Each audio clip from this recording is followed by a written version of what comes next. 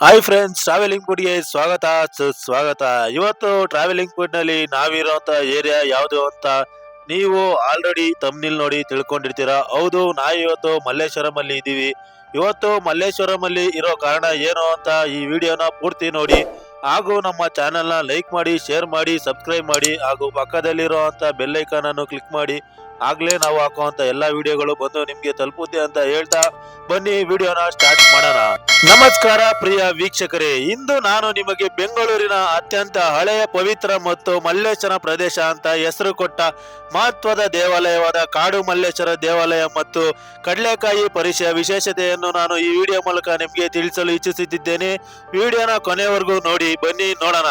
ಮಲ್ಲೇಶ್ವರಂ ಅಥವಾ ಮಲ್ಲೇಶ್ವರ, ಈ ಪ್ರದೇಶಕ್ಕೆ ಮಲ್ಲೇಶ್ವರ ಎಂದು ಹೆಸರು ಬರಲು ಕಾರಣ ಏನು ಅಂತ ನೋಡುವುದಾದರೆ, ಕಾಡು ಮಲ್ಲೇಶ್ವರ ದೇವಾಲಯವು ಬೆಂಗಳೂರು ಪ್ರದೇಶದಲ್ಲಿರುವ ಅತ್ಯಂತ ಹಳೆಯ ದೇವಾಲಯಗಳಲ್ಲಿ ಒಂದು. ಇದನ್ನು ಚೋಳರ ಕಾಲದಲ್ಲಿ, ಅಂದರೆ 10ನೇ ಅಥವಾ 11ನೇ ಶತಮಾನದಲ್ಲಿ ನಿರ್ಮಿಸಲಾಯಿತು ಎನ್ನುವ ನಂಬಿಕೆ ಇದೆ. ಅಲ್ಲಿದ್ದ ಕಾಲದಲ್ಲಿ ಇಡೀ ಮಲ್ಲೇಶ್ವರಂ ಪ್ರದೇಶ ಕಾಡಿನಿಂದ ತುಂಬಿತ್ತು. ಕಾಡಿನ ಮಧ್ಯೆ ಇರುವ ಶಿವಲಿಂಗದ ಮೇಲೆ ಸಣ್ಣ ದೇವಾಲಯವನ್ನು ಕಟ್ಟಿದ್ದರು. ಇದೇ ಕಾರಣಕ್ಕೆ ದೇವಾಲಯಕ್ಕೆ ಕಾಡು ಮಲ್ಲೇಶ್ವರ ಎಂದು ಹೆಸರು ಬಂತು. ಪ್ರಾಚೀನ ಕಾಲದಲ್ಲಿ ಇಲ್ಲಿ ಒಂದು ಅದ್ಭುತ ಘಟನೆ ನಡೆದಿದೆ ಎಂದು ಜನಶ್ರುತಿ ಇದೆ. ಹುಲಿ, ಕರಡಿ, ಮೇಕೆ ಮುಂತಾದವುಗಳು ಒಂದೇ ಸ್ಥಳದಲ್ಲಿ ಜಗಳವಿಲ್ಲದೆ ನೀರು ಕುಡಿಯುತ್ತಿದ್ದವು. ಜನರು ಇದನ್ನು ಆಶ್ಚರ್ಯದಿಂದ ನೋಡಿದರು. ಅಲ್ಲಿ ಕಂಡೊಡನೆಯೇ ಈ ಶಾಂತಿ ಕಾರಣವಾಗಿ ಕಂಡ ಸಣ್ಣ ಕಲ್ಲು ದೇವರ ರೂಪದಲ್ಲಿತ್ತು. ಅದನ್ನು ಶಿವನ ಸ್ವರೂಪ ಎಂದು ಭಕ್ತರು ಪೂಜಿಸಲು ಶುರು ಮಾಡಿದರು. ಹೀಗೆಯೇ ಈ ಸ್ಥಳವು ಕಾಲಕ್ರಮೇಣ ಪವಿತ್ರ ಕ್ಷೇತ್ರವಾಯಿತು. ಇಂದಿನ ಮಲ್ಲೇಶ್ವರಂ ಎಂಬ ಪ್ರದೇಶದ ಹೆಸರು ಈ ದೇವಾಲಯದಿಂದಲೇ ಬಂದಿದೆ. ಹೆಸರು ಹೇಗೆ ಬಂತು ನೋಡುವುದಾದರೆ, ಮಲ್ಲಿನಾಥೇಶ್ವರ ಮಲ್ಲೇಶ್ವರಂ, ಅಂದರೆ ದೇವರ ಹೆಸರನ್ನು ಮಲ್ಲಿನಾಥೇಶ್ವರ ಅಂತ ಕರೆಯುವಾಗ ಅದನ್ನು ಮಲ್ಲೇಶ್ವರ ಎಂದು ಪ್ರದೇಶವಾಗಿ ಗುರುತಿಸಲಾಗಿತ್ತು. ಹೀಗೆ ಮಲ್ಲೇಶ್ವರ ಇರುವ ಊರು ಮಲ್ಲೇಶ್ವರಂ ಎಂದು ಮಾರ್ಪಾಡಾಗಿತು.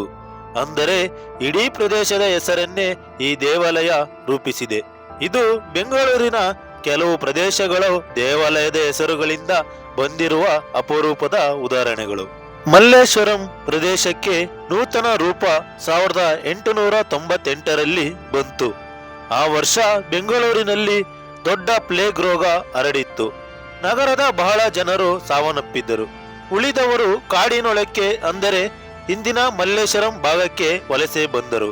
ಅಲ್ಲಿ ಭಕ್ತರು ಕಾಡು ಮಲ್ಲೇಶ್ವರ ದೇವಾಲಯವನ್ನು ಆಶ್ರಯವಾಗಿ ನಂಬಿದ್ದರು. ಅವರು ದೇವರಿಗೆ ನಮ್ಮನ್ನು ರಕ್ಷಿಸು ಎಂದು ಪ್ರಾರ್ಥಿಸಿದರು. ಪ್ಲೇಗ್ ಹಾವಳಿ ಸ್ವಲ್ಪ ಕಡಿಮೆಯಾದ ಮೇಲೆ ಜನರು ಇಲ್ಲಿ ನೆಲೆಗೊಂಡರು. ಈ ನೆಲೆಗೊಂಡಂತಹ ಪ್ರದೇಶವೇ ವೇಗವಾಗಿ ಬೆಳೆದ ನಮ್ಮ ಮಲ್ಲೇಶ್ವರಂ. ಕಾಡಿನಲ್ಲಿ ನಿಂತಿದ್ದ ಸಣ್ಣ ದೇವಾಲಯವು ಹೊಸ ಬೆಂಗಳೂರಿನ ಪ್ರಮುಖ ಕೇಂದ್ರವಾಗಿ ರೂಪುಗೊಂಡಿತು. ಇನ್ನು ಈ ದೇವಾಲಯದ ವಾಸ್ತು ಮತ್ತು ಶೈಲಿ ನೋಡುವುದಾದರೆ, ದೇವಾಲಯವು ದ್ರಾವಿಡ ಶೈಲಿಯಲ್ಲಿ ನಿರ್ಮಿತವಾಗಿದೆ. ಮುಖ್ಯ ಲಕ್ಷಣಗಳು: ಹಳೆಯ ಕಾಲದ ಗರ್ಭಗುಡಿ, ಶಿವಲಿಂಗವು ನೈಸರ್ಗಿಕ ಕಲ್ಲಿನ ಕೆತ್ತನೆ ಮೇಲಿರುವಂತೆ ಕಾಣುತ್ತದೆ. ಮಂಟಪದಲ್ಲಿ ಸುಂದರ ಕಂಬಗಳು, ಕೆತ್ತನೆ, ಹಳೆಯ ಚೋಳಯುಗದ ವಿಶೇಷ ಮೂರ್ತಿಗಳು, ಹೊರಗಡೆ ನಂದಿಯ ಸುಂದರ ವಿಗ್ರಹ, ಇವೆಲ್ಲ ಈ ಸ್ಥಳವು ಪುರಾತನದೇ ಸಾಕ್ಷಿಯಾಗಿದೆ. ಈ ಪ್ರದೇಶದ ದೇವಾಲಯಗಳ ಸುತ್ತಮುತ್ತ ಇನ್ನೂ ಅನೇಕ ದೇವಾಲಯಗಳು ಇವೆ. ಮಲ್ಲೇಶ್ವರಂ ಪ್ರದೇಶದಲ್ಲಿ ಇನ್ನು ಹಲವು ಪವಿತ್ರ ದೇವಾಲಯಗಳಿವೆ. ಇವೆಲ್ಲ ಕಾಡು ಮಲ್ಲೇಶ್ವರ ದೇವಾಲಯಕ್ಕೆ ಆಧ್ಯಾತ್ಮಿಕ ವಲಯದಂತೆ ಇವೆ. ದಕ್ಷಿಣ ವಾಮನ ದೇವಾಲಯ, ನರಸಿಂಹ ದೇವಾಲಯ, ಕಾಂತಿರವ ನರಸಿಂಹ ಸ್ವಾಮಿ ದೇವಾಲಯ, ಗಂಗಮ್ಮ ದೇವಾಲಯ ಹಾಗೂ ಚಿಕ್ಕ ತಿರುಪತಿ ದೇವಾಲಯಗಳು ಇಲ್ಲಿ ಇವೆ. ಈ ದೇವಸ್ಥಾನಗಳು ಹಲವಾರು ಪಠ್ಯಗಳಲ್ಲಿ ಮಲ್ಲೇಶ್ವರ ವಲಯ ಎಂದು ಹೇಳಲ್ಪಟ್ಟಿವೆ. ಇಂದಿನ ದಿನಗಳಲ್ಲಿ ಮಲ್ಲೇಶ್ವರಂ ನೋಡುವುದಾದರೆ, ಇಂದು ಕಾಡು ಮಲ್ಲೇಶ್ವರ ದೇವಸ್ಥಾನವು ಮಲ್ಲೇಶ್ವರಂ ಜನರ ಆಧ್ಯಾತ್ಮಿಕ ಕೇಂದ್ರ, ಕರ್ನಾಟಕದ ಸಂಸ್ಕೃತಿ ಪ್ರದರ್ಶನ, ಶಿವರಾತ್ರಿ ವೇಳೆ ಲಕ್ಷಾಂತರ ಜನರ ಗುಂಪು, ಬೆಂಗಳೂರಿನ ಅತ್ಯಂತ ಹಳೆಯ ದೇವಾಲಯಗಳಲ್ಲೊಂದು, ವಿದ್ಯಾರ್ಥಿಗಳು, ಹಿರಿಯರು, ಕುಟುಂಬಗಳು ನಿಯಮಿತವಾಗಿ ಭೇಟಿ ಮಾಡುವ ಸ್ಥಳ. ಇದರ ಪೌರಾಣಿಕತೆ, ಪುರಾತನ ನಿರ್ಮಾಣ ಮತ್ತು ಪರಂಪರೆ ಯಾವುದಕ್ಕೂ ಕಮ್ಮಿ ಇಲ್ಲ. ಈ ದೇವಾಲಯದ ಮಹತ್ವ ನೋಡುವುದಾದರೆ, ಕಾಡು ಮಲ್ಲೇಶ್ವರ ದೇವಾಲಯವು ಚೋಳರ ಕಾಲದ ಪುರಾತನ ಪರಂಪರೆಯನ್ನು ಉಳಿಸಿಕೊಂಡಿದೆ. ಮಲ್ಲೇಶ್ವರ ಪ್ರದೇಶಕ್ಕೆ ಹೆಸರು ಕೊಟ್ಟಿದೆ. ಪ್ಲೇಗ್ ಸಮಯದಲ್ಲಿ ಸಾವಿರಾರು ಜನರಿಗೆ ಧೈರ್ಯ ನೀಡಿದೆ. ಕಡಲೆಕಾಯಿ ಪರಿಷೆಗೆ ಹೆಸರುವಾಸಿಯಾಗಿದೆ. ಬೆಂಗಳೂರಿನ ಹಳೆಯ ಮತ್ತು ಅಪರೂಪದ ಸಂಸ್ಕೃತಿಯನ್ನು ಇನ್ನೂ ಜೀವಂತವಾಗಿ ಮಾಡಿದೆ. ಇದು ಕೇವಲ ದೇವಸ್ಥಾನವಲ್ಲ, ಜನಜೀವನದ ಸಂಸ್ಕೃತಿಯ ಇತಿಹಾಸದ ಜೀವಂತ ಚಿಹ್ನೆ ಎಂದು ತಿಳಿದು ಬರುತ್ತದೆ. ಇದಿಷ್ಟು ನಮ್ಮ ಮಲ್ಲೇಶ್ವರಂನ ಕಾಡು ಮಲ್ಲೇಶ್ವರ ದೇವಸ್ಥಾನದ ಮತ್ತು ಪ್ರದೇಶದ ಇತಿಹಾಸ. ನೀವೇನಾದರೂ ಮಲ್ಲೇಶ್ವರಂಗೆ ಬಂದರೆ ಕಾಡು ಮಲ್ಲೇಶ್ವರ ದೇವಸ್ಥಾನವನ್ನು ಭೇಟಿ ಮಾಡಿ ಹಾಗೂ ದೇವರ ದರ್ಶನವನ್ನು ಪಡೆಯಿರಿ ಹಾಗೂ ಅಕ್ಕಪಕ್ಕದಲ್ಲಿರುವಂತ ದೇವಸ್ಥಾನಗಳಿಗೆ ಭೇಟಿ ನೀಡಿ ಎಂದು ಟ್ರಾವೆಲಿಂಗ್ ಫುಡ್ ಕಡೆಯಿಂದ ಕೇಳಿಕೊಳ್ಳುತ್ತಿದ್ದೇವೆ. ಇದಿಷ್ಟು ದೇವಸ್ಥಾನದ ಇತಿಹಾಸವಾಗಿತ್ತು ಮತ್ತು ಮಲ್ಲೇಶ್ವರಂ ಪ್ರದೇಶದ ಇತಿಹಾಸವಾಗಿತ್ತು. ಇನ್ನು ನಾವು ಈ ಕಾಡು ಮಲ್ಲೇಶ್ವರ ದೇವಸ್ಥಾನದ ಬಳಿ ನಡೆಯುವಂತಹ ಕಡಲೆಕಾಯಿ ಪರಿಚಯ ಆಚರಣೆಯನ್ನು ನೋಡೋಣ. ಅದಕ್ಕೂ ಮುಂಚೆ ನೀವೇನಾದರೂ ನಮ್ಮ ಚಾನೆಲ್ ಅನ್ನು ಸಬ್ಸ್ಕ್ರೈಬ್ ಮಾಡಿಲ್ಲವಾದರೆ ಈ ಕೂಡಲೇ ಸಬ್ಸ್ಕ್ರೈಬ್ ಮಾಡಿ, ಲೈಕ್ ಮಾಡಿ ಹಾಗೂ ಮುಖ್ಯವಾಗಿ ಕಮೆಂಟ್ ಮಾಡಿ, ಎಲ್ಲರಿಗೂ ಶೇರ್ ಮಾಡಿ ಅಂತ ಹೇಳ್ತಾ ಪಕ್ಕದಲ್ಲಿರುವಂತ ಬೆಲ್ ಐಕಾನ್ ಅನ್ನು ಕ್ಲಿಕ್ ಮಾಡಿ. ಆಗಲೇ ನಾ ಹಾಕುವಂತ ಎಲ್ಲಾ ವಿಡಿಯೋಗಳು ನಿಮಗೆ ತಲುಪುತ್ತದೆ ಅಂತ ಹೇಳ್ತಾ ವಿಡಿಯೋನ ಮುಂದುವರ್ಸೋಣ ಬನ್ನಿ. ಕಡಲೆಕಾಯಿ ಪರಿಷೆ ಇದು ಬೆಂಗಳೂರಿನಲ್ಲಿ ಅನೇಕ ಕಡೆ ನಡೆದರೂ ಕೂಡ ಮಲ್ಲೇಶ್ವರಂ ಹಾಗೂ ಬಸವನಗುಡಿಯಲ್ಲಿ ಜನಪ್ರಿಯವಾಗಿದೆ. ಹೀಗೆ ಪುರಾತನ ಹಾಗೂ ಹಳೆಯ ಜನಪ್ರಿಯ ಈ ಕಡಲೆಕಾಯಿ ಪರಿಷೆಯ ಬಗ್ಗೆ ತಿಳಿಯುವುದಾದರೆ ಬಹಳ ವರ್ಷಗಳ ಹಿಂದೆ, ಸುಮಾರು 300-400 ವರ್ಷಗಳ ಹಿಂದೆ ಬಸವನಗುಡಿ ಮತ್ತು ಮಲ್ಲೇಶ್ವರಂ ಪ್ರದೇಶಗಳಲ್ಲಿ ಸಂಪೂರ್ಣವಾಗಿ ಹೊಲಗಳು ಮತ್ತು ತೋಟಗಳಿಂದ ತುಂಬಿದ್ದವು. ಈ ಪ್ರದೇಶದ ರೈತರು ಪ್ರತಿ ವರ್ಷ ಕಡಲೆಕಾಯಿ ಬೆಳೆ ಬೆಳೆದಿದ್ದರು. ಆದರೆ ಪ್ರತಿ ವರ್ಷ ಬೆಳೆ ಮುಗಿಯುವ ಮುನ್ನವೇ ಒಂದು ದೈವಿಕ ಎಮ್ಮೆ ಬಸವ ರಾತ್ರಿ ಹೊತ್ತು ಬಂದು ಎಲ್ಲ ಕಡಲೆಕಾಯಿ ಬೆಳೆಗಳನ್ನು ತಿನ್ನುತ್ತಿತ್ತು. ರೈತರು ಅದರಿಂದ ಕೋಪಗೊಂಡು ಒಂದು ದಿನ ಎಮ್ಮೆಯನ್ನು ಹೊಡೆಯಲು ಕಲ್ಲುಗಳನ್ನು ಎಸೆದರು. ಆ ಎಮ್ಮೆ ಗಾಯಗೊಂಡು ಮಲಗಿತ್ತು. ಅದೇ ಸ್ಥಳದಲ್ಲಿ ನಂತರ ದೊಡ್ಡ ಬಸವ ಎಂದು ಕರೆಯಲ್ಪಡುವ ನಂದಿ ದೇವರ ಶಿಲಾಮೂರ್ತಿ ರೂಪದಲ್ಲಿ ಕಲ್ಲಿನ ಆಕಾರವಾಗಿ ಪರಿಣಮಿಸಿತು. ಆ ನಂತರ ಜನರು ಅರಿತುಕೊಂಡು ಅದು ಶಿವನ ನಂದಿಯೇ ಆಗಿತ್ತು. ರೈತರು ತಮ್ಮ ತಪ್ಪಿಗೆ ಪಶ್ಚಾತ್ತಾಪಗೊಂಡು ದೇವರ ಕ್ಷಮೆ ಕೇಳಿ ಪ್ರತಿ ವರ್ಷ ಮೊದಲ ಕಡಲೆಕಾಯಿ ಹಣ್ಣುಗಳನ್ನು ಅರ್ಪಿಸಲು ಪ್ರಾರಂಭಿಸಿದರು. ಈ ಸಂಪ್ರದಾಯವೇ ಕಡಲೆಕಾಯಿ ಪರಿಷೆ ಎಂದು ಪ್ರಸಿದ್ಧವಾಗಿದೆ. ಇದೇ ರೀತಿ ಮಲ್ಲೇಶ್ವರಂನಲ್ಲಿ ಕೂಡ ಬಹಳ ವರ್ಷಗಳ ಹಿಂದೆ ಕಾಡು ಪ್ರದೇಶವಾಗಿದ್ದ ಕಾರಣ ಅಲ್ಲಿ ಅನೇಕ ಕಾಡು ಪ್ರಾಣಿಗಳು ಬಂದು ಕಡಲೆಕಾಯಿ ನಾಶ ಮಾಡುತ್ತಿದ್ದವು. ಇದರಿಂದಾಗಿ ಜನರು ದೇವರ ಬಳಿ ಹೋಗಿ ಬೇಡಿಕೊಂಡರು. ಹೀಗೆ ಈ ಬೇಡಿಕೊಂಡಂತ ಪ್ರದೇಶಗಳಲ್ಲಿ ಕಡಲೆಕಾಯಿ ಪರಿಷೆಯಾಗಿ ಆಚರಿಸಲಾಗುತ್ತಿದೆ. ಅದರಲ್ಲಿ ಮಲ್ಲೇಶ್ವರಂ ಕೂಡ ಒಂದು. ಹಾಗೆ ಈ ಮಲ್ಲೇಶ್ವರಂ ಕಡಲೆಕಾಯಿ ಪರಿಷೆ ಆಚರಣೆಯ ಬಗ್ಗೆ ನಾನು ಪೂರ್ಣ ಮಾಹಿತಿಯನ್ನು ನೀಡುತ್ತಾ ಹೋಗುತ್ತೇನೆ. ಈ ಕೂಡಲೇ ನಮ್ಮ ಚಾನೆಲ್ ಅನ್ನು ಲೈಕ್ ಮಾಡಿ, ಸಬ್ಸ್ಕ್ರೈಬ್ ಮಾಡಿ ಹಾಗೂ ಇತಿಹಾಸವನ್ನು ತಿಳಿಯೋಣ, ನೋಡೋಣ ಬನ್ನಿ. ಇಂದಿನ ಬೆಂಗಳೂರು ನಗರದ ಮಲ್ಲೇಶ್ವರಂ ಪ್ರದೇಶದಲ್ಲಿ ಆಚರಿಸುವ ಪ್ರತಿ ವರ್ಷದ ಒಂದು ವಿಶೇಷ ಮೇಳವಾಗಿದೆ ಕಡಲೆಕಾಯಿ ಪರಿಷೆ. ಕನ್ನಡದಲ್ಲಿ ಕಡಲೆಕಾಯಿ ಪರಿಷೆ ಮೇಳ ಮತ್ತು ಹಬ್ಬ ಎಂದರ್ಥ. ಹಬ್ಬವು ಪ್ರಮುಖವಾಗಿ ರೈತರು ತಮ್ಮ ಮೊದಲ ಕಡಲೆಕಾಯಿ ಹಾಗೂ ಹಣ್ಣುಗಳನ್ನು ಸ್ವಾಮಿ, ದೇವತೆ, ಸ್ಥಳೀಯ ದೇವರ ಪೂಜೆಗಾಗಿ ಖರೀದಿ ಮತ್ತು ಮಾರಾಟಕ್ಕೆ ತರುತ್ತಾರೆ. ಇದರ ಉದ್ದೇಶ ಮತ್ತು ವಿಶೇಷತೆಗಳನ್ನು ನೋಡೋಣ ಬನ್ನಿ. ಇಲ್ಲಿ ರೈತರಿಗೆ ವೇದಿಕೆಯನ್ನು ಕಲ್ಪಿಸಲಾಗುತ್ತದೆ. ಹಬ್ಬದಲ್ಲಿ ರೈತ ವಿತರಕರು ತಮ್ಮ ಹೊಸ ಹುಟ್ಟಿದ ಕಡಲೆಗಳನ್ನು ನೇರವಾಗಿ ತಂದು ಮಾರಾಟ ಮಾಡುತ್ತಾರೆ. ಇದು ಅವರ ಅಪೂರ್ವ ಆಯ್ಕೆ ಮತ್ತು ಮೊದಲ ಹಣ್ಣು ತಪ್ಪದೆ ಮಾರಾಟದ ಅವಕಾಶವಾಗಿ ನೋಡುತ್ತಾರೆ. ರೈತರಿಂದ ವಿವಿಧ ಭಾಗಗಳಿಂದ ಭಾರತದ ಕೇರಳ, ತೆಲಂಗಾಣ, ತಮಿಳುನಾಡು ಇನ್ನೂ ಅನೇಕ ಭಾಗಗಳಿಂದ ಭಾಗವಹಿಸುತ್ತಾರೆ. ಆಗ ಹವ್ಯಾಸಿ ಮಾರಾಟಗಾರರು, ಸ್ಥಳೀಯ ಸಾಂಸ್ಕೃತಿಕ ವಾತಾವರಣ ಎಲ್ಲವೂ ಸೇರಿ ಹಬ್ಬವೇ ಒಂದು ಸಮೂಹ ಉತ್ಸವವಾಗಿದೆ. ಕಡಲೆ ಮಾತ್ರವಲ್ಲ, ಅದರಂತೆ ಪ್ರದೇಶದ ಹಸ್ತಶಿಲ್ಪ, ಆಹಾರ ಸ್ಟಾಲ್ಗಳು, ಆಟಿಕೆಗಳು ಇತ್ಯಾದಿ ಮಾರಾಟವಾಗುತ್ತದೆ. ಇನ್ನು ಸ್ಥಳೀಯ ಪೂಜಾ ಸಂಪ್ರದಾಯ ನೋಡುವುದಾದರೆ ಕಾಡು ಮಲ್ಲೇಶ್ವರ ಸ್ವಾಮಿ ದೇವಸ್ಥಾನ ಬಳಿ ಸಮೀಪದಲ್ಲಿರುವ ಈ ಹಬ್ಬ ದೇವಾಲಯದ ಪೂಜಾ ಸಂಬಂಧಿತವಾಗಿದೆ. ಮೊದಲ ಹಣ್ಣನ್ನು ದೇವರಿಗೆ ಅರ್ಪಿಸುವುದರ ಮೂಲಕ ಆರ್ಭಟ ಇದೆ. ಇದು ರೈತ ಸಮುದಾಯಕ್ಕೆ ಧಾರ್ಮಿಕ ಸಾಂಸ್ಕೃತಿ ಮೌಲ್ಯವನ್ನು ಕೊಡುತ್ತದೆ. ಇಲ್ಲಿನ ವಿಶೇಷತೆ ನೋಡುವುದಾದರೆ ಸಂತೋಷಭರಿತ ವಾತಾವರಣ, ರೈತರು ಮತ್ತು ಜನರು, ಹಣ್ಣು ಮಾರುಕಟ್ಟೆ, ಹಸ್ತಶಿಲ್ಪಗಳು ಎಲ್ಲವೂ ಸಂಯೋಜನೆಯಾಗಿ ಸಂತಸದ ತುಂಬಿದ ಹಬ್ಬವಾಗಿ ಕಾಣುತ್ತದೆ. ವಿವಿಧ ರೀತಿಯ ಕಡಲೆ ಮಾರಾಟ, ಹೊರಗಡಲೆ, ಸೊಪ್ಪಿನ ಉಪಹಾರ ರೂಪದಲ್ಲಿ ಬೇಯಿಸಿದ, ಒಣಗಿಸಿದ ವಿನ್ಯಾಸದಲ್ಲಿ ಇರುತ್ತದೆ.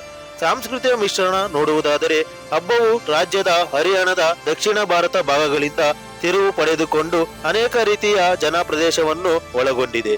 ಪರಿಸರ ಮೈಲಿಗೆಯು ಹಳೆ ಕಾಲದ ಹಬ್ಬವನ್ನು ನವೀನ ಪರಿಸರ ಜಾಗೃತಿ ಸಮೇತ ರೂಪದಲ್ಲಿ ನಡೆಸಿಕೊಡಲಾಗುತ್ತದೆ. ಇಲ್ಲಿನ ಧಾರ್ಮಿಕ ಮಹತ್ವ ನೋಡುವುದಾದರೆ ಈ ಹಬ್ಬ ಕಾಡು ಮಲ್ಲೇಶ್ವರ ಸ್ವಾಮಿ ದೇವಾಲಯಕ್ಕೆ ಸಮರ್ಪಿತವಾಗಿದೆ. ದೇವರ ಪೂಜೆಯಲ್ಲಿ ರೈತರು ತಮ್ಮ ಮೊದಲ ಕಡಲೆ ಹಣ್ಣುಗಳನ್ನು ಅರ್ಪಿಸುತ್ತಾರೆ. ಇದನ್ನು ಮೊದಲ ಹಣ್ಣು ಪೂಜೆ ಎಂದು ಕರೆಯುತ್ತಾರೆ.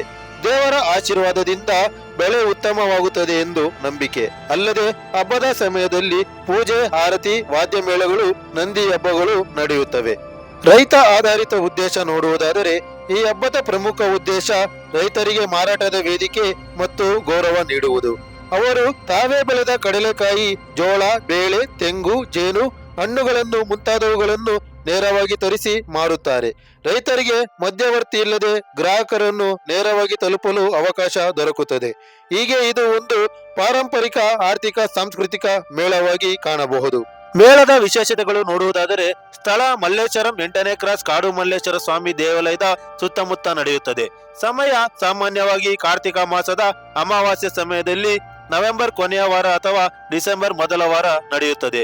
ಕಾಲಾವಧಿ 2 ರಿಂದ 3 ದಿನಗಳು ನಡೆಯುತ್ತವೆ. ಆಕರ್ಷಣೆಗಳು ವಿವಿಧ ರೀತಿಯ ಕಡಲೆಕಾಯಿ, ಬೇಯಿಸಿದ ಒಣಗಿಸಿದ ಸಿಹಿ ಉಪ್ಪು, ಮಧುರ ಪಾಕಗಳು, ಹಾಲು ಸಿಹಿ ತಿಂಡಿ, ಚಟ್ನಿ ಖಾದ್ಯಗಳು, ಹಸ್ತಶಿಲ್ಪ, ಆಟಿಕೆ, ಬಣ್ಣದ ವಸ್ತುಗಳು, ಪೀಠೋಪಕರಣಗಳು, ಸಾಂಸ್ಕೃತಿಕ ಕಾರ್ಯಕ್ರಮಗಳು, ಕವಿತೆ, ನೃತ್ಯ, ಡೊಳ್ಳು ಕುಣಿತ ಈ ರೀತಿಯ ಅನೇಕ ಕಾರ್ಯಕ್ರಮಗಳಿಂದ ಕೂಡಿರುತ್ತದೆ. ಸಾಮಾಜಿಕ ಮತ್ತು ಸಾಂಸ್ಕೃತಿಕ ಅರ್ಥ ನೋಡುವುದಾದರೆ ಇದು ಕೇವಲ ವ್ಯಾಪಾರ ಮೇಳವಲ್ಲ, ಸಾಮಾಜಿಕ ಸಾಂಸ್ಕೃತಿಕ ಸಂಭ್ರಮ. ಹಬ್ಬವು ಎಲ್ಲ ವರ್ಗದ ಜನರನ್ನು ಒಟ್ಟುಗೂಡಿಸುತ್ತದೆ. ರೈತರು, ವ್ಯಾಪಾರಿಗಳು, ಮಕ್ಕಳು, ಹಿರಿಯರು, ವಿದೇಶಿ ವ್ಯಾಪಾರಿಗಳು ಹಾಗೂ ಭಾಗವಹಿಸುತ್ತಾರೆ. ಕನ್ನಡದ ಸಂಸ್ಕೃತಿ, ಸಂಪ್ರದಾಯ ಮತ್ತು ಗ್ರಾಮೀಣ ಬದುಕಿನ ವಾಸನೆ ಈ ಹಬ್ಬದಲ್ಲಿ ಜೀವಂತವಾಗುತ್ತದೆ. ಹಬ್ಬವು ನಗರ ಮತ್ತು ಗ್ರಾಮ ನಡುವಿನ ಸಂಬಂಧವನ್ನು ಪುನರುಜ್ಜೀವನಗೊಳಿಸುತ್ತದೆ. ಇತ್ತೀಚಿನ ವರ್ಷಗಳಲ್ಲಿ ನೋಡುವುದಾದರೆ 2024, 2025 ವಿವರಗಳು ನೋಡುವುದಾದರೆ 2025ರಲ್ಲಿ ನವೆಂಬರ್ 8ರಿಂದ 10ನೇವರೆಗೂ ಆಚರಣೆ ನಡೆಯಿತು. ಸುಮಾರು 2 ಲಕ್ಷಕ್ಕೂ ಹೆಚ್ಚು ಜನರು ಭಾಗವಹಿಸಿದ್ದರು. 500ಕ್ಕಿಂತ ಹೆಚ್ಚು ರೈತರು ಮತ್ತು 700ಕ್ಕೂ ಹೆಚ್ಚು ಸ್ಟಾಲ್ಗಳು ಅಳವಡಿಸಲ್ಪಟ್ಟಿದ್ದವು. ಈ ಹಬ್ಬಕ್ಕೆ ಇಷ್ಟು ಜನ ಸೇರಲು ಕಾರಣವೇನೆಂದು ನೋಡುವುದಾದರೆ ಪುರಾಣ ಪ್ರಸಂಗದ ಪ್ರಕಾರ ನಂಬಿಕೆ. ಬಸವನು ಹೊಲಕ್ಕೆ ಬಂದು ಕಡಲೆಕಾಯಿ ತಿಂದಿದ್ದರಿಂದ ದೇವರು ಅಸಮಾಧಾನಗೊಂಡನು ಎಂಬ ನಂಬಿಕೆ. ರೈತರು ದೇವರ ಕೋಪ ತಣಿಸಲು ಪ್ರತಿ ವರ್ಷ ಮೊದಲ ಕಡಲೆ ದೇವರಿಗೆ ಅರ್ಪಿಸುವ ನಿರ್ಧಾರ ತೆಗೆದುಕೊಂಡರು.